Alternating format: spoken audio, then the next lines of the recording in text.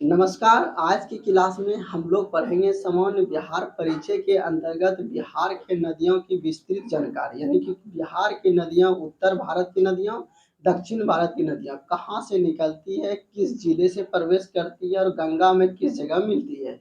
ये 3 पॉइंट हम लोग याद रखेंगे।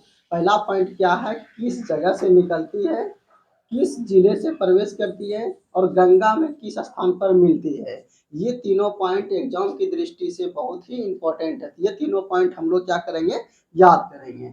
हम लोग पहले ये देख लेते हैं कि ये बिहार है। बिहार के मैप में ये जो है यहाँ पर सुमेश्वर श्रेणी है। पहले ये देख लेते हैं कि उत्तरी बिहार की जो नदियाँ हैं वो कहाँ से निकल सकती है या कहाँ से निकलती है। तो ये उत्तरी बिहार है। उत्तरी बिहार में ये सुमेश्वर श्रेणी है। इस क्षेत्र में सुमेश्वर श्रेणी, इसकी जो बीच वाले एरिया है वो महाभारत श्रेणी है जो नेपाल में पड़ते हैं। फिर इधर दार्जिलिंग की पहाड़ी है। बस उत्तरी बिहार की जो भी नदियां होंगे बस इस 3 क्षेत्र से ही निकलेंगे। अब ये बात आप लोग को ये समझ में आ गई होगी, उत्तरी बिहार की जो भी नदियां हैं या तो सुमेश्वर श्रेणी से निकलेगी या महाभारत श्रेणी से निकलेगी या तो दार्जिलिंग पहाड़ी से निकलेगी। तो हम लोग पहले ये देख लेते हैं सुमेश्वर श्रेणी से कौन कौन सी नदी निकलती है। तो गंडक नदी सुमेश्वर श्रेणी से निकलती है। उसके बाद यहाँ बूढ़ी गंडक देखेंगे। उसके बाद देखेंगे सुमेश्वर श्रेणी से जो निकलती है गंडक नदी वो पश्चिम चंपारण में भैंसा लोटन स्थान पर प्रवेश करती है। यानी गंडक नदी किस जिले में प्रवेश करती है, तो पश्चिम चंपारण में। किस स्थान पर, भैंसा लोटन स्थान पर। तो एक पॉइंट हम लोग देख लिए। दूसरा देख लिए बूढ़ी गंडक नदी पश्चिम चंपारण से प्रवेश करती है। तीसरा नदी का नाम है बागमती। बागमती नदी किस जिले में प्रवेश करती है, तो सीतामढ़ी जिले में। उसके बाद बागमती के बाद हम लोग आ जाएंगे कमला, यानी कमला नदी मधुबनी जिले में प्रवेश करती है। मधुबनी जिले में प्रवेश करती है। अब ये देख लेंगे सीतामढ़ी से जो नदी प्रवेश कर रही है बागमती, और कमला नदी जो मधुबनी जिले से प्रवेश कर रही है, इसका उद्गम स्थल कहाँ है। तो बागमती नदी और कमला नदी ये दोनों का उद्गम स्थल जो है ये महाभारत श्रेणी है। इस क्षेत्र में महाभारत श्रेणी है। तो बागमती नदी और कमला नदी दोनों का उद्गम स्थल कहाँ हो गया, महाभारत श्रेणी। इसके बाद हम लोग नेक्स्ट पॉइंट पर आ जाएंगे कोसी नदी। कोसी नदी का उद्गम स्थल नेपाल के गोसाई धाम में, जो कि हम लिख दिए। कोसी नदी का उद्गम स्थल नेपाल के गोसाई धाम नामक स्थान पर। उसके बाद कोसी नदी सुपौल जिले में प्रवेश करती है। उसके बाद नेक्स्ट है इधर पे महानंदा, जिसकी सहायक नदी मेची है। ये भी आप लोग याद रखेंगे, महानंदा की सहायक नदी मेची है जो कि किशनगंज जिले से प्रवेश करती है और इसका उद्गम स्थल कहाँ है, दार्जिलिंग की पहाड़ी है। तो हम लोग पहला पॉइंट उत्तरी बिहार का देख लिए कि कौन सा नदी किस श्रेणी से निकलती है और किस जिले में प्रवेश करती है। उसके बाद एक क्रम आता है कि बिहार के नदियों को पश्चिम से पूरब साइड क्रम में सजाइए। तो ये आप लोग को याद होना चाहिए। सबसे शुरुआत में तो यहाँ से हम लोग करेंगे जो यूपी और बिहार के बीच सीमा का निर्धारण करते हैं, कौन सा है, तो घाघरा नदी है।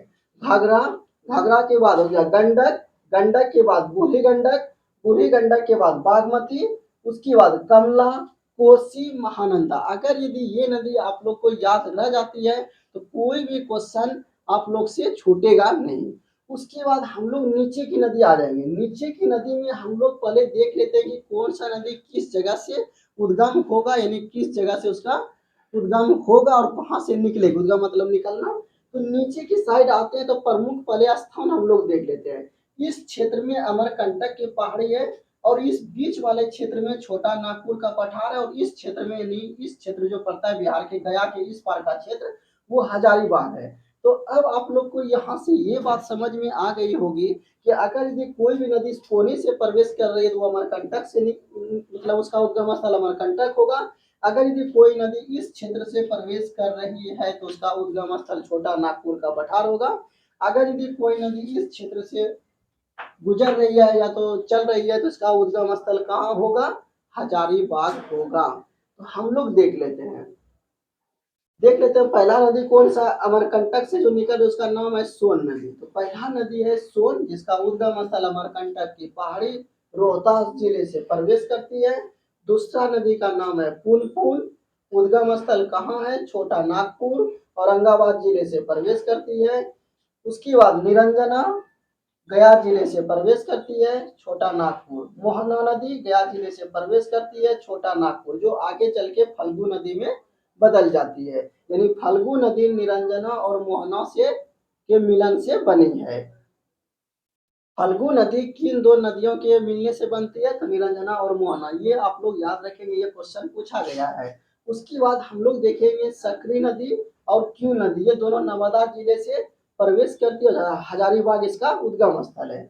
उसके बाद हम लोग देख लेंगे ये जो नदी अजय है, अजय नदी बिहार के जमुई जिले से निकलती है और झारखंड में यानी कि पश्चिम बंगाल में जाकर के गंगा में मिल जाती है। पश्चिम बंगाल में किस जगह पर? तो मालदा नामक स्थान पर। तो हम लोग यहाँ से देख रहे हैं कि एकमात्र नदी बिहार का जमुई जिले से निकलती है, उस नदी का नाम क्या है? अजय। अजय नदी बिहार के जमुई जिले से निकलती है और पश्चिम बंगाल में झारखंड से होते हुए पश्चिम बंगाल में मालदा से मिल जाती है।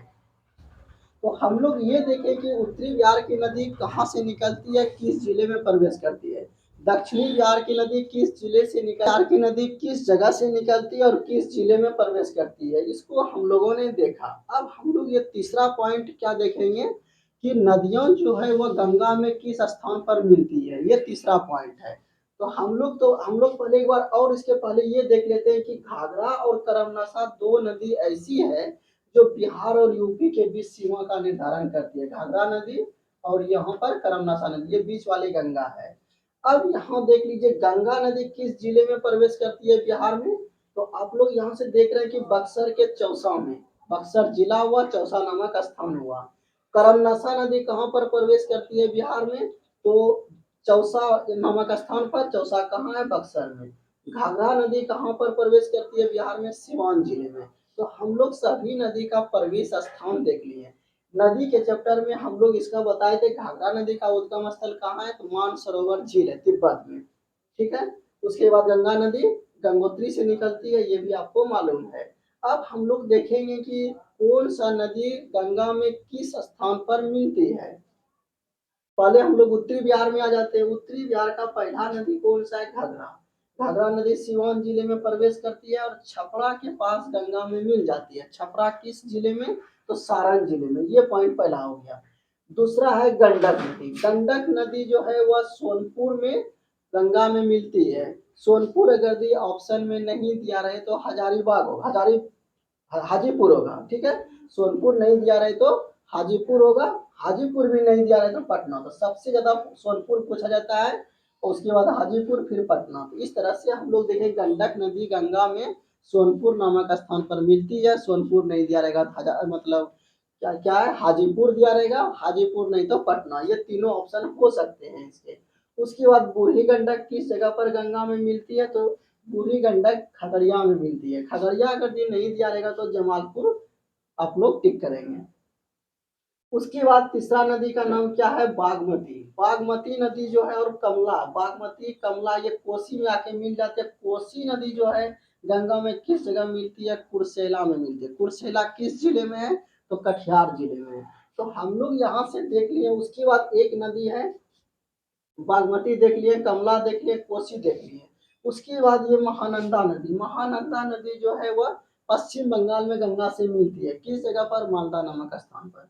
तो उत्तरी बिहार की जो भी नदियां थी वो किस जगह पर गंगा में मिलती है इसके बारे में देखें।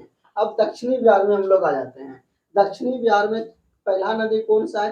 करमनासा। करमनासा किस जगह पर गंगा में मिलती है? तो चौसा के पास। चौसा कहाँ है? बक्सर में। दूसरी आ जाइए।